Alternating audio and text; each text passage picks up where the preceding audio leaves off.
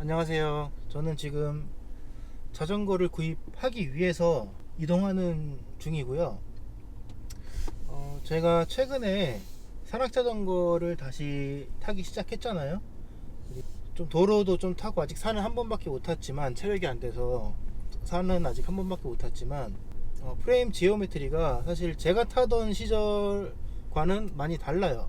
지금은 리치가 많이 길어졌죠, 과거에 비해서. 좀 프레임에 대한 이해도가 필요하다고 좀 생각이 들어가지고, 제가 자전거를 가장 마지막 연식을 탔던 게 2012년식 자전거였거든요.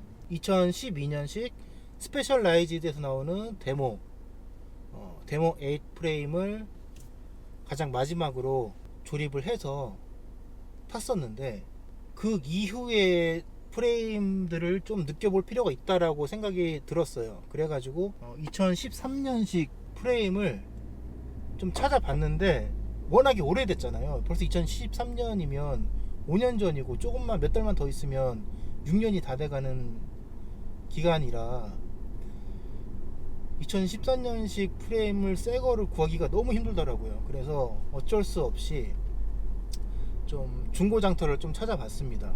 바셀 중고장터를 찾아보다가 상태가 좀 괜찮은 거를 구입을 하려고 눈팅을 많이 했었는데, 사실 워낙 연식이 오래되다 보니 좀 괜찮은 자전거를 찾기가 많이 어렵더라고요. 그래서 제가 좀 고민을 했었는데, 검증된 카본 프레임을 구입을 할 것인지, 아니면 검증된 알루미늄 프레임을 구입할 것인지, 이 두 가지 사이에서 고민을 하다가 괜찮은 매물이 먼저 나오는 거를 픽스를 하려고 좀 대기를 하고 있었는데, 제가 눈팅하면서 좀 눈여겨봤던 자전거가 있었어요. 그게 뭐냐면, 카본 프레임 같은 경우에는 제가 산타크루즈의 노매드 정도를 생각을 했었거든요. 워낙 검증된 프레임이기도 하고, 또 제가 선호하는 링크 방식이 VPP 링크 방식을 또 선호하는 링크 방식 중에 하나다 보니까, 이 알루미늄 프레임의 대명사인 브랜드인데, 니콜라이, 산타크루즈랑 니콜라이 둘 중에 하나를 고민을 하고 있었는데, 그래서 일단 니콜라이 차를 한번 가서 좀 육안으로 확인을 해보고 괜찮다 싶으면 바로 가져올 거예요. 그래서 일단 구입하고 와서 다시 한번 이야기를 해보도록 하겠습니다. 자전거를 구입하고 나서 아무래도 중고 프레임이다 보니까 크랙에 대한 염려 때문에 검색을 하다가 프레임 크랙 검사를 해주는 업체를 알게 돼서 비파괴 검사를 진행하였습니다. 그리고 혹시라도 광고가 아닐까 하는 분들이 계실 것 같아서 제가 직접 결제한 영수증도 첨부를 합니다.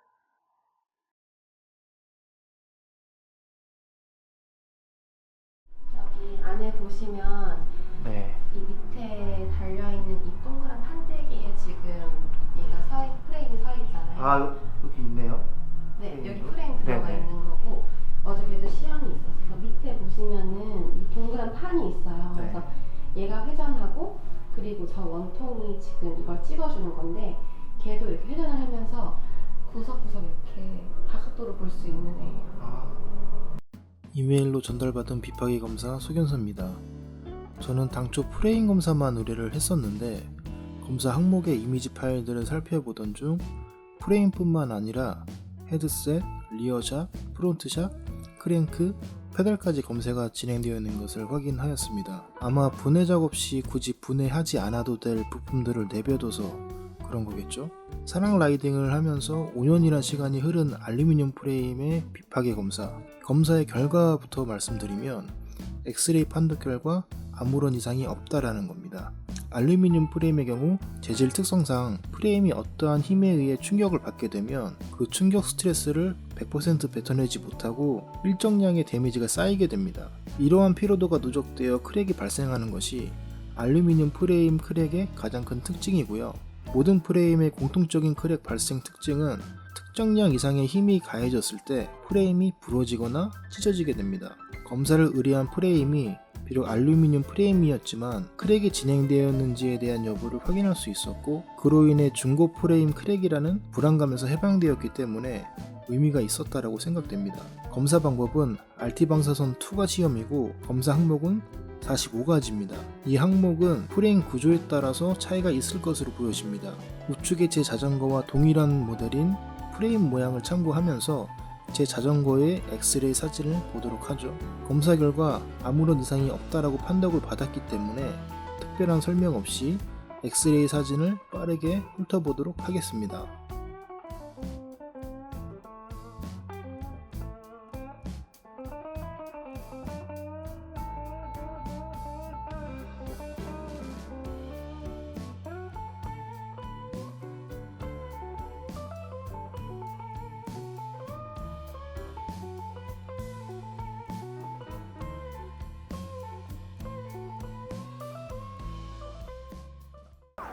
이렇게 해서 비파기 검사까지 마친 상태고요. 이 자전거를 구입을 하고 지금 3주에서 한 달 정도가 지났습니다. 그래서 제가 이 검사를 받게 된 경위는 자전거를 구입을 했을 때, 중고로 구입을 했을 때 사실 자전거의 이력을 모르잖아요. 이 자전거를 어떻게 탔었는지, 전 라이더가 어떻게 탔었는지, 또 어떻게 보관이 됐었는지, 관리가 어떻게 됐었는지를 모르는 상태이기 때문에 제가 이 자전거를 구매하고 나서 크랙에 대한 우려가 좀 있었습니다. 그래서 검색을 통해서 비파기 검사라는 걸 알게 된 후에 검사를 진행을 하게 됐고, 검사 결과는 앞에 영상에서 보셨던 것처럼 프레임이 굉장히 깨끗하게 나왔어요. 크랙이 전혀 없는 상태고 5년이 지난 알루미늄 프레임에도 불구하고 프레임이 굉장히 깨끗하게 나와서 안심하고 자전거를 살 수 있을 것 같습니다. 비파기 검사 비용이 저는 이제 프레임만 했기 때문에 45만 원이 들었어요.